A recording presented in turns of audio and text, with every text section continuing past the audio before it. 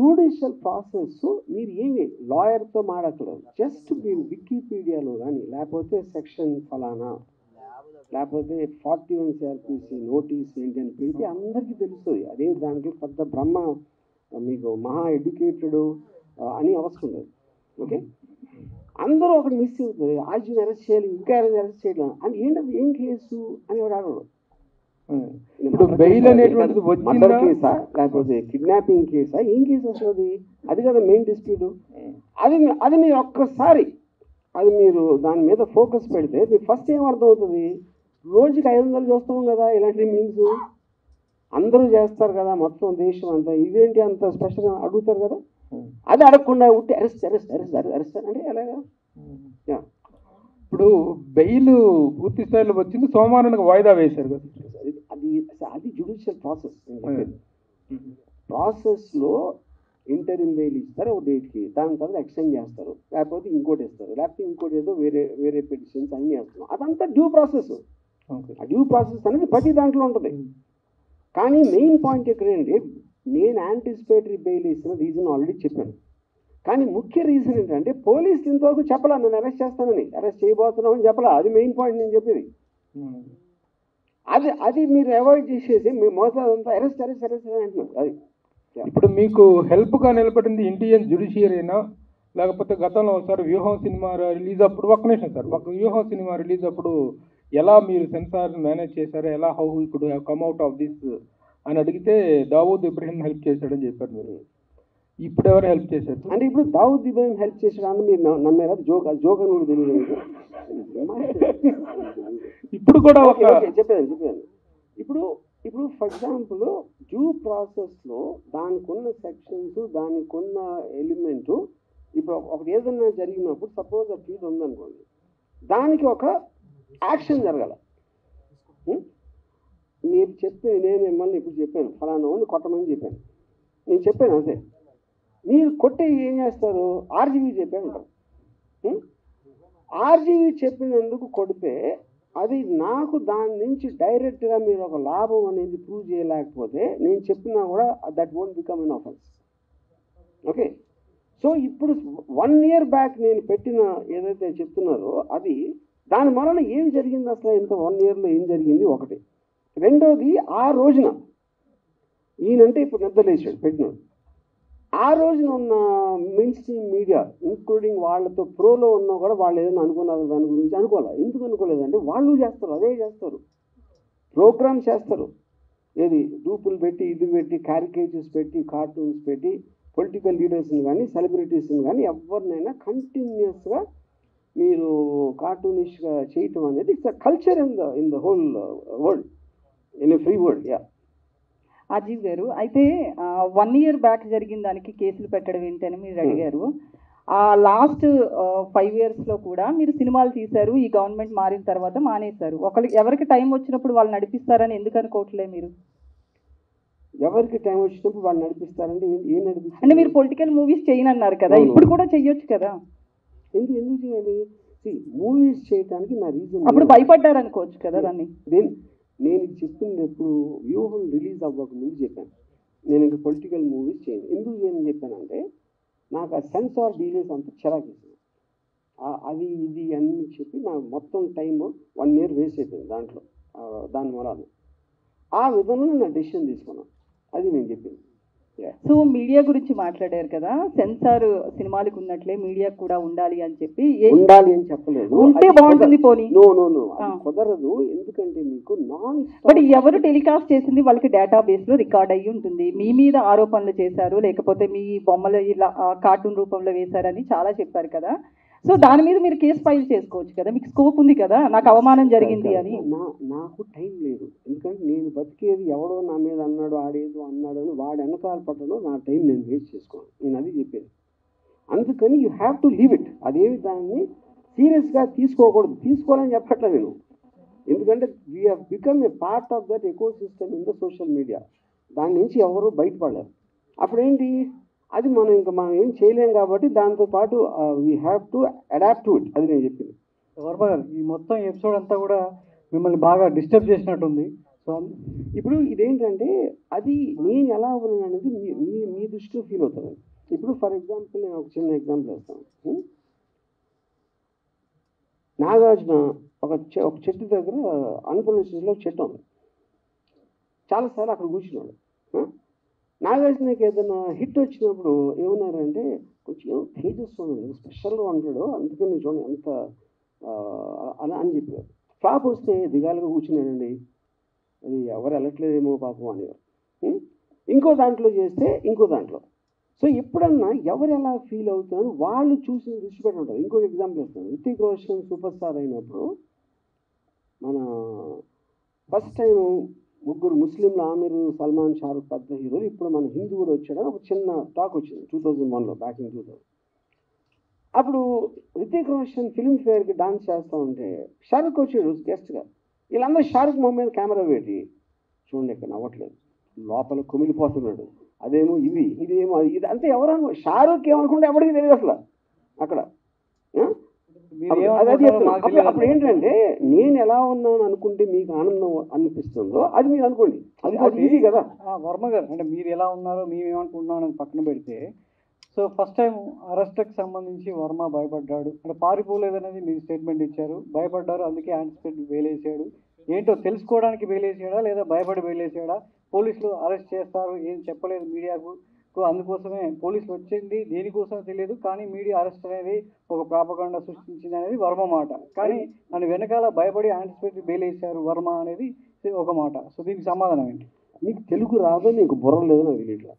నేను రాగానే ఇది ఒక్కటే చెప్పా. ఫస్ట్ మొత్తం పోసు కూర్చున్నట్టు జరిగింది, నా కారణం ఏంటి అని చెప్పాక మళ్ళీ అడిగితే ఏంటి నేను చెప్పేది?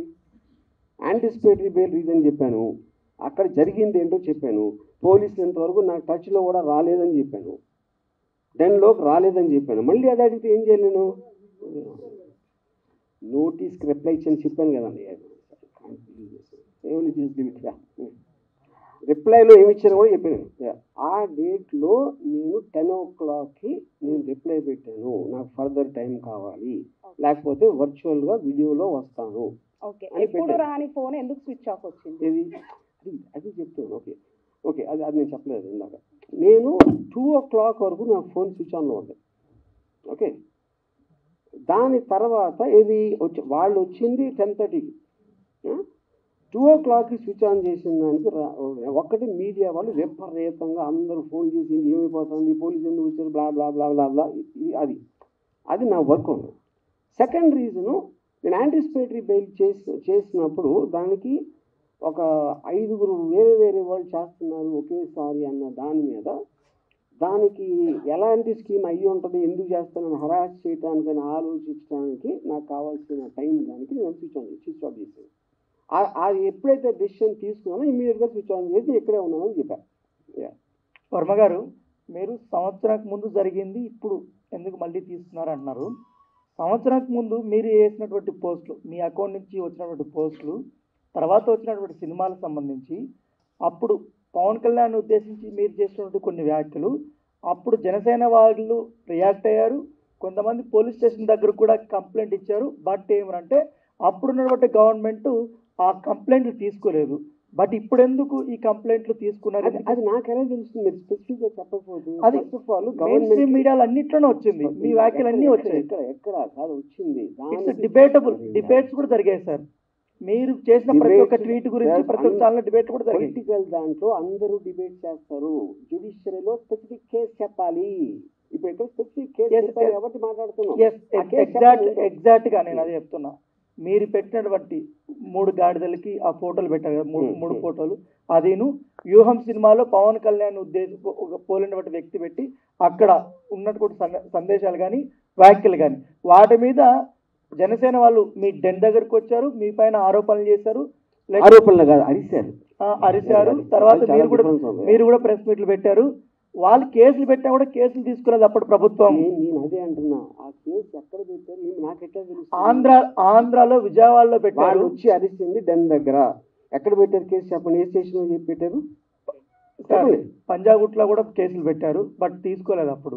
నేను అదే అడుగుతున్నా, పంజాగుట్లో ఎలా పెడతారు అంటే ఎలాగంటే నా జ్యూరిడిక్షన్ అభిమానులు దెబ్బతిన్న తర్వాత అది ఓకే. నేనేమంటున్నానంటే పోలీసు కేసు తీసుకోకపోతే నేనే క్యాన్సర్ చేస్తాను దానికి. Police department is different. నాకు సంబంధం లేదు. I'm film maker. యా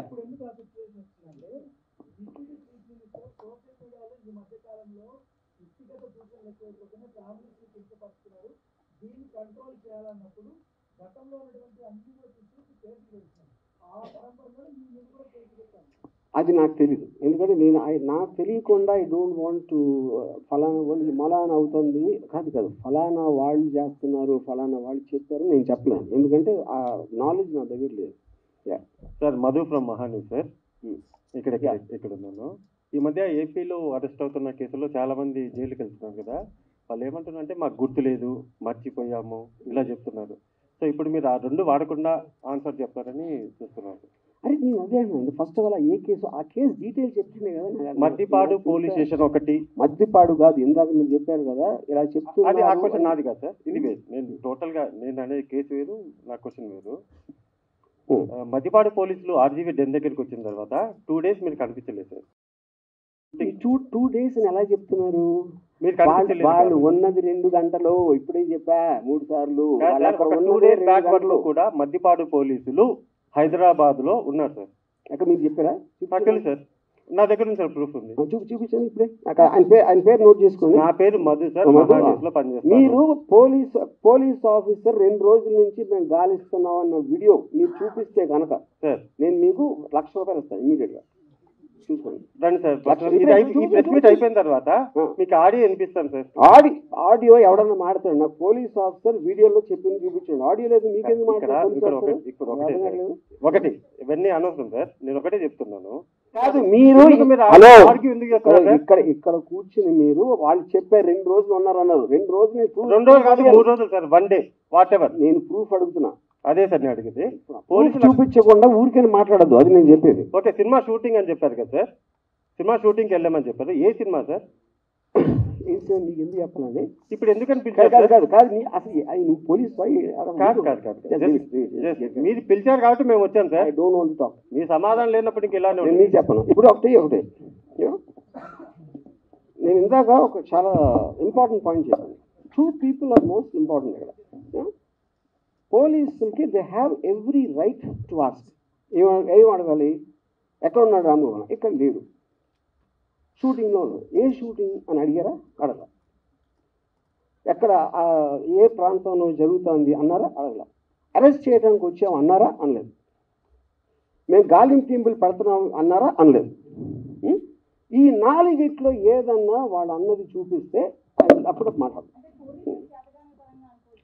చేతగాని తను కానీ వాళ్ళు చెప్పలేదండి. అరెస్ట్ చేయడానికి వచ్చామని చెప్పలేదండి. చేతగాని వాళ్ళు ఎందుకు వచ్చారో మీరు వాళ్ళని అడుగుతారా, నన్ను అడుగుతారా? అరే ఏం అట్లా కాదండి. సరే ఓకే, వదిలేసేయండి. మామూలుగా ఇన్ జనరల్ గా పోలీసులు వచ్చారు వాళ్ళ ఇంటికి అని మీ ఆఫీసు ముందు ఒక 4 గంటలు దాదాపు 2 గంటలో 4 గంటలో మీ ఇంటి ముందుకు వచ్చేసి వాళ్ళ ఆఫీస్ ముందుకు వచ్చేసినప్పుడు మీరు ఎందుకు వచ్చారు, నా పరువు తీసే హక్కు మీకేముంది అనేటువంటిది మీరేమైనా చేశారా? మీరేమైనా దానికి నేను చెప్తున్నా అది కమ్యూనికేషన్ అని జరిగిందని చెప్పాను కదా. ఆల్రెడీ నాకు వాళ్ళు వచ్చి నోటీస్ ఇచ్చారు కదా. మా ఇద్దరి మధ్యన కమ్యూనికేషన్ ఉంది కదా. ఉన్న తర్వాత వాళ్ళు వచ్చారు, అప్పుడు నేను లేను. తర్వాత వాళ్ళు వెళ్ళిపోయిన కదా. ఇంతవరకు వాళ్ళు నాకు కమ్యూనికేట్ చేయలేదు నాతో ఇంతవరకు. అజయ్ గారు, వైసీపీకి సపోర్ట్ చేసిన సినీ పెద్దలు అంటే పోసాని కానీ ఆలీ గారు కానీ ఇక నుంచి మాకు రాజకీయాలతో సంబంధం లేదు, మేము రాజకీయాల నుంచి వైదొలుగుతున్నామని వాళ్ళు ముందే అనౌన్స్ చేశారు. మీరు ఎందుకు చేయలేకపోయారు? నేను ఎందుకు చేయాలి? అదేంటి నేను నా ఇష్టం వచ్చింది చేస్తానండి. అది లా పరిధిలో లేనప్పుడు జ్యుడిషియరీ డెసిషన్ తీసుకుంటుంది. అది కరెక్టా కాదని మధ్యలో ఎవరు చెప్పడానికి నేను చేయాలో చేయకూడదని. సార్ హర్జీ గారు, నేను వెంకట్ ఎన్టీవీ సార్. గతంలో మీరు సోషల్ మీడియాలో పోస్ట్ చేసిన అంటే కార్టూన్స్ వల్ల ఇప్పుడు ఈ వివాదం నడుస్తుంది కదా, మరి దాన్ని ఫుల్ స్టాప్ పెడతారా? మళ్ళీ అదే పవన్ కళ్యాణ్ చంద్రబాబు ఇలా మళ్ళీ వేస్తారా? నేను ప్రతిరోజు 5-6 పెడతా.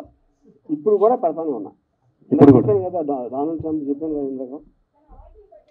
అంటే గతం నేను పొలిటికల్ నుంచి తప్పుకున్నాను అని 6 నెలల క్రితం వ్యూహం రిలీజ్కి ముందు చెప్పాను. ఆ రోజు నుంచి ఇంతవరకు నేను ఒక ట్వీట్ కూడా పెట్టలేదు.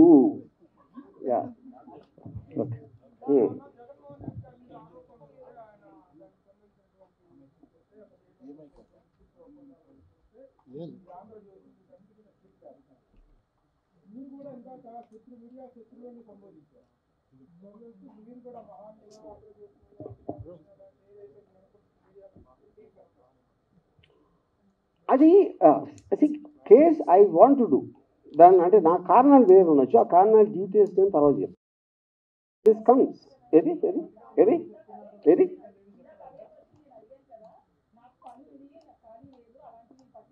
అవును. ఇప్పుడు నాకు అసలు పని లేదు, టైం లేదు నాకు. అదే వేరే నేను వచ్చి కేసు వేసాను కదా, నాకు ఏమవసరం అది రావడానికి ఛాన్స్ లేదండి. ఎందుకంటే సోషల్ మీడియా అనేది విపరీతంగా విస్తరించిపోయింది. వేలు మీద ఎలా పెడతారు మీరు? అసలు ఎలా పాసిబుల్? అది ఎవ్వరు చేయలేకపోతున్నారు, చేయలేరు కూడా. వర్మ గారు ఇక్కడ అంటే మీరు ఏది సీరియస్గా తీసుకోరు, సో అదే ఆ లైట్ తీసుకోవటం వల్లే మిమ్మల్ని కూడా మీడియా లైట్ తీసుకుని మీ మీద స్టోరీలు వెళ్ళిందని చెప్పేసి అనుకోవచ్చు. మీరు మీడియాకి ఒక పర్టికులర్ పర్సన్ మీద ఉంటుందని నేను అనుకున్నాను. వాళ్ళకి స్టోరీలు ఉన్న ఇంట్రెస్ట్ ఎంటర్టైన్మెంట్ చూస్తారు, కానీ ఎవరి మీద పర్టికులర్గా పర్సనల్గా తీసుకుంటారని నేను నమ్మను. ఈ ఉదాహరణకి సుశాంత్ సింగ్ రాజ్పూత్ అప్పుడు almost రిపబ్లిక్లో Arnold Goswami 1 year నడిపాడు campaign. తర్వాత ఒక్కరోజు సడన్గా ఆపేశారు. అది దానికి ఏం సొల్యూషన్ రాలేదు, ఏమి రాలేదు. అప్పుడు ఆ అమ్మాయి పేరు మర్చిపోయాను నేను, ఆ heroine Sushant Singh girlfriend, తన మీద ఇప్పుడు తన మీద కంటిన్యూస్గా తనే చేసింది అని జైలుకి ఎందుకు అరెస్ట్ చేయలేదని నడిపారు కదా. ఆర్నల్డ్ గోస్వామికి ఆ అమ్మాయికి ఏం కాదు, ఎప్పుడు కలిసి కూడా ఉండదు నాకు తెలిసి 100%. ఏదో ఆ టైంలో అనిపిస్తుంది మీడియాకి, అంటే ఒక వేవ్ లాగా వచ్చి వెళ్ళిపోతుంది. ఎవరు కూడా ఎవరిని పర్టికులర్గా పర్సిక్యూట్ చేస్తారని నేను అనుకోను. ఒకటి సోషల్ మీడియాని ఎవరు కంట్రోల్ చేయలేరు అన్నారు, బట్ వ్యక్తిగత క్రమశిక్షణ ఎవరికి వాళ్ళు మెయింటైన్ చేస్తే ఏ గోళ ఉండదు కదా.